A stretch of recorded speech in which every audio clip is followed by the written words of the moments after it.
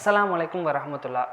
விவசாயிகள் விவசாயம் சம்பந்தப்பட்ட எந்த விஷயமா இருந்தாலும் நாம் தாழ்வாக பார்க்கக்கூடிய காரணத்தினால இன்றைக்கு டெல்லியில் போராடக்கூடிய எந்த விவசாயிகளினுடைய கண்ணீரையும் புரிந்து கொள்ள முடியாத ஒரு சூழ்நிலை நமக்கு ஏற்பட்டிருக்கிறது.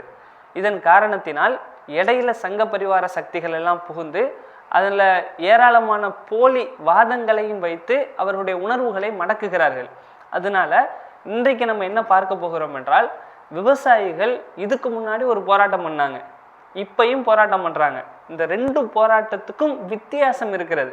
இந்த வித்தியாசத்தையும் இப்போ பண்ணக்கூடிய போராட்டத்தில் ஏற்படக்கூடிய அவங்களுக்கு எதிராக வைக்கப்படக்கூடிய குற்றச்சாட்டுகளுக்கு உண்டான இரண்டு பதில்களையும் நாம் பார்க்க போகிறோம். முதலாவது என்னன்னா, 2 வருஷத்துக்கு முன்னாடி ஒரு போராட்டம் பண்ணும் போது முதலாக போராட்டம் பண்ணுறதுனால அவங்க மேலே பஞ்சாப் விவசாயிகள் அதிகமாக இருந்தாங்க. அவங்க மேலே ஒரு முக்கியமான குற்றச்சாட்டு வைக்கப்பட்டுச்சு, அவர்கள் காலிஸ்தான் தீவிரவாதிகள். காலிஸ்தான் தீவிரவாதின்னா அதுக்கு என்ன அர்த்தம்னா, இந்தியாவில் இருந்து ஒரு காலிஸ்தான் என்ற பகுதியை பிரிப்பதற்காக வேண்டி போராடக்கூடிய இந்த மக்கள் தான் விவசாயிகள் என்று போராடிக்கிட்டு இருக்கிறாங்க அப்படின்னு கொண்டு வர்றாங்க. ஆனால் உண்மையில போராட்டம் நடந்தது காலிஸ்தானை பிரித்து கொடுனா அல்லது விவசாயத்துக்கு உண்டான கடனை ரத்து செய்யினா, கடனை ரத்து பண்ணுன்னு போராட்டம் பண்ணிக்கிட்டு இருக்கிறாங்க. ஆனால் அவங்க மேலே என்ன முத்திரை குத்தப்பட்டுச்சுன்னா, இவங்க காலிஸ்தான் தீவிரவாதிகளும் முத்திரை குத்தப்பட்டுச்சு. மக்களுக்கு அது தெரியலை. காலிஸ்தான் என்ன செஞ்சிட்டாங்க, பரப்பி விட்டார்கள். அப்புறம் அதையெல்லாம் தாண்டி பல போராட்டங்கள், 1 வருட காலம் அவங்க போராட்டம் செஞ்சதுக்கப்புறம் பிரதமர் அறிவிச்சாரு, நான் உங்களுடைய கோரிக்கைகளை எல்லாம் ஏற்றுக்கொள்கிறேன் என்று அறிவிச்சிட்டாரு. அறிவிச்சதுக்கப்புறம் இப்போ ஏன் திருப்பி போராட்டம் என்று சொன்னால், அந்த போராட்டத்தில் எந்த வாக்குறுதியை அளித்தாரோ அதை இன்னைக்கு வரைக்கும் நிறைவேற்றலை. கடனை ரத்து பண்ணுறேன்னாரு, ரத்து பண்ணலை. குறைந்தபட்ச ஆதார விலையை நான் உங்களுக்கு ஏற்பாடு செய்து தருகிறேன் என்று சொன்னார், ஏற்பாடு செய்து தரலை. அப்போ அந்த விவசாயிகள் 2 வருஷம் பார்க்குறாங்க. பார்த்துட்டு இனிமேல் நம்ம பொறுத்துக்கிட்டு இருக்கக்கூடாது, போராட்டத்தில் இறங்குனா தான் கொடுத்த வாக்குறுதியை நிறைவேற்ற அரசு முன் வருவாங்க என்ற அடிப்படையில் இந்த போராட்டத்தில் குதிச்சிருக்கிறார்கள். இரண்டாவது அந்த போராட்டத்துக்கு இந்த போராட்டத்துக்குள்ள முக்கியமான வித்தியாசமே, ஆரம்பமே அதகலமாக இருந்துச்சு. ஏன்னா காலிஸ்தான் தீவிரவாதின்னு முத்திரை குத்துனாங்கல்ல, முதல் போராட்டத்தினுடைய முதல் நாளே அவங்க சொல்லிட்டாங்க, நாங்கள் விவசாயிகள், எங்கள்கிட்ட டிராக்டர் இருக்கிறது, நிலம் இருக்கிறது, விவசாயம் பண்ணி அள்ளி கொடுத்து கொண்டு இருக்கிறோம், இந்த பூமியில நிலத்தை வச்சு நாங்கள் எங்களுடைய விவசாயத்தை செய்து கொண்டு இருக்கிறோம், என்ன வேணா செக் பண்ணிக்க, நாங்கள் தீவிரவாதிகள் இல்லை, தீவிரவாதி முத்திரை எங்களுக்கு குத்தாத என்று தெளிவாக அறிவிச்சிட்டு போராட்டத்தில் இறங்குறாங்க. அதனால பண்ண முடியலை. போன தடவை எடுபட்ட மாதிரியான வாதம் இந்த தடவை எடுபடாததற்கு காரணம், அவங்களே ரெடியாகி வந்துட்டாங்க. இதை என்ன இருந்தாலும் போட்டு பார்த்துக்கலாம், நம்மளை திசை திருப்புற வேலையை பார்க்குறாங்க அப்படிங்கிற ஒரு வித்தியாசம் இருக்கிறது.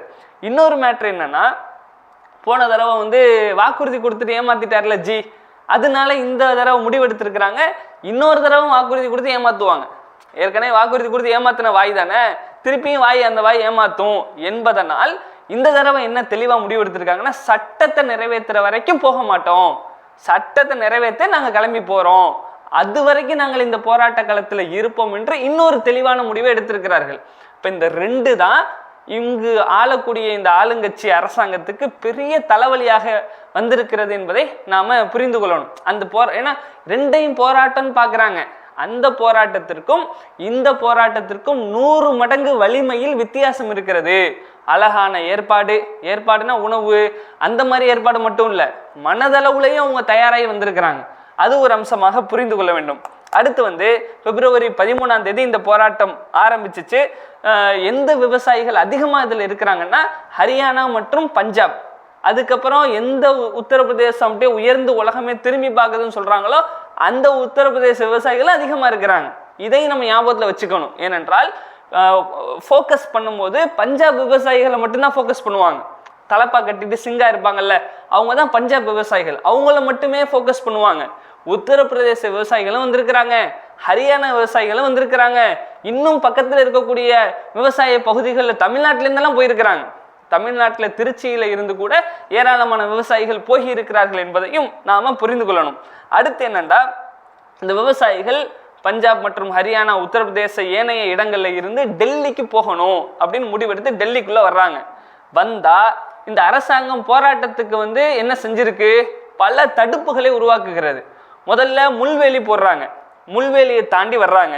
அதுக்கப்புறம் சிமெண்ட் வேலி போடுறாங்க, அதாவது சிமெண்ட்டு சுவர் மாதிரி கட்டுவாங்க இல்லையா, சுற்றுச்சுவர், அதை பண்ணுறாங்க. அதையும் தாண்டி வர்றாங்க.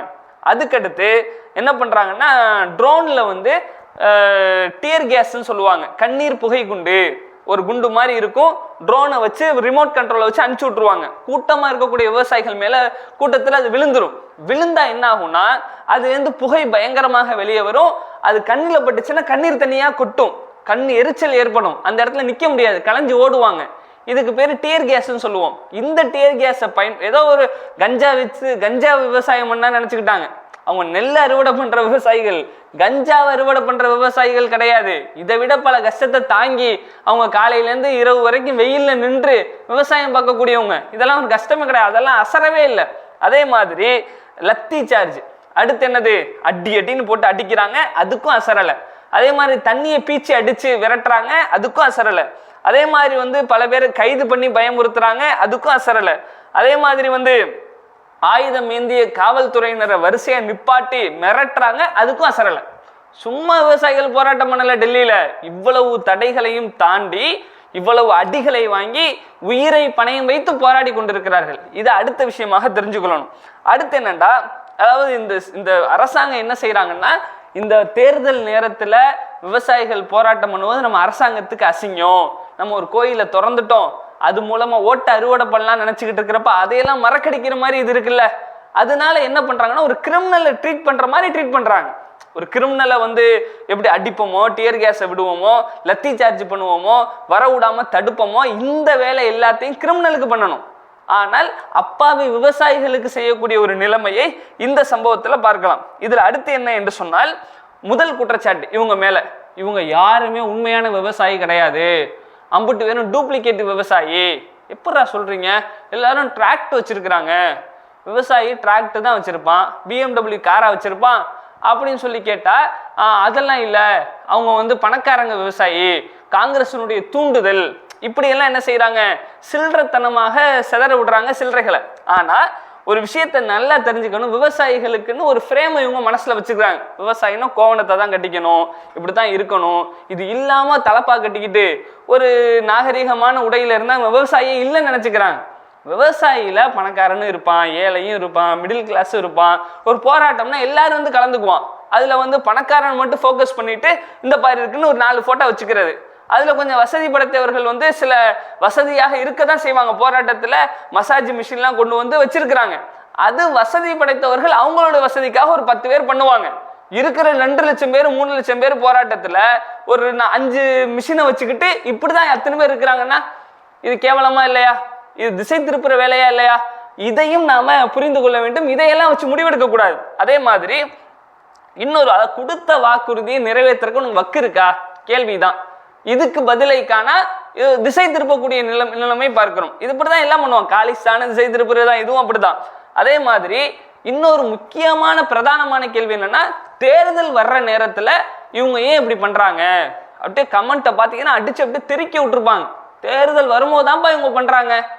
இது ஒரு ஒரு பாலிட்டிக்கல் அறிவு உள்ளவன், ஒரு சாதாரண அரசியல் அறிவு உள்ளவன் கூட இப்படி கேட்க மாட்டான். அரசியல்வாதியோட பாஷை என்ன? ஓட்டு தான். ஓட்டு தான் அரசியல்வாதியோடைய பாஷை. நீங்க ஒன்றும் இல்லை, 5 வருஷம் போடாத ரோட்டை ஏன் எலெக்ஷன் எப்போ போடுறான்?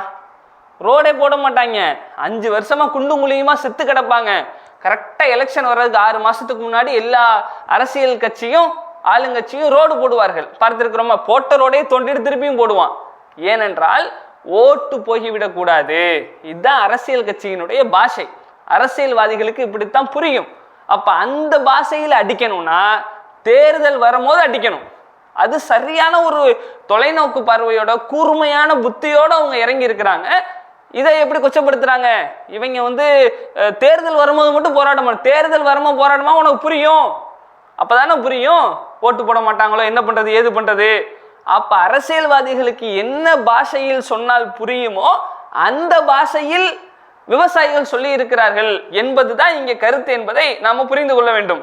ஏன்னா இவங்க வந்து கார்பரேட்டுகளுக்கு இறக்கம் காட்டுவாங்க, லலித் மோடிக்கு மல்லையாக்களுக்கெல்லாம் கடனை தள்ளுபடி பண்ணி இறக்கம் காட்டுவாங்க.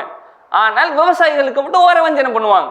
அவங்களுக்கு கடன் தள்ளுபடி பண்ணும் போது இனிக்குது, விவசாயிகளுக்கு கடன் தள்ளுபடி பண்ண சொன்னால் கசக்குதா, வலிக்குதா?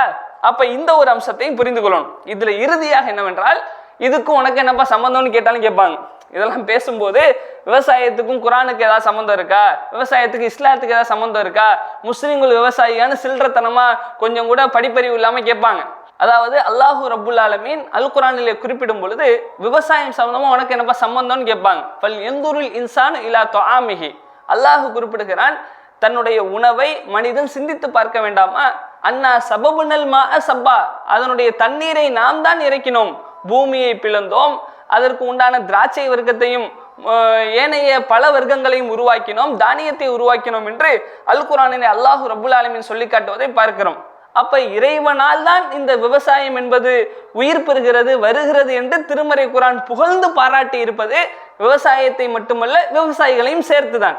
ஆக அப்படிப்பட்ட ஒரு மார்க்கத்துல இந்த விவசாயத்துக்கு ஒன்று என்றால், விவசாயம் செய்யக்கூடியவர்களுக்கு ஒன்று என்றால் அதுக்காக குரல் கொடுப்போம்.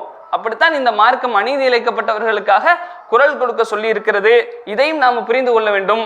10 வருடங்களாக இந்த ஆட்சி அல்லோல் பட்டு மக்கள் எல்லாம் மிகப்பெரிய வேதனையில இருக்கிறார்கள். அதனால இந்த அரக்கர்களுடைய இந்த ஆட்சியில இருந்து விடுபடுவதற்கு இந்த விவசாய போராட்டம் என்பது மிகப்பெரிய உன்னதமான போராட்டமாக நாம பார்க்க வேண்டும்.